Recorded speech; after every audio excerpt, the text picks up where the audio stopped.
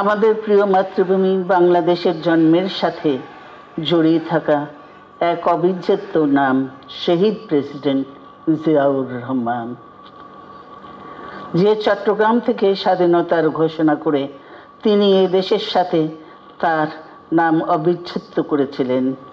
সেই চট্টগ্রামেই এক সফল, সৎ, দূরদর্শী ও প্রকৃত দেশপ্রেমিক প্রেসিডেন্ট হিসেবে নিজের জীবন উৎসর্গ করেছেন।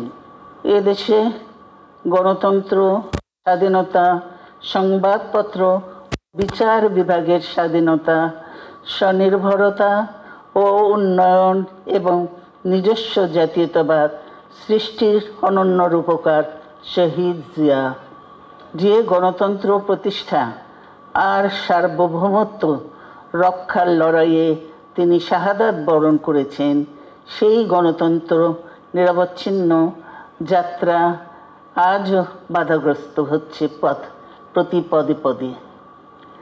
খুব শীঘ্রই আমরা বাংলাদেশকে গণতন্ত্রে পুনঃপ্রতিষ্ঠিত দেখতে পাব।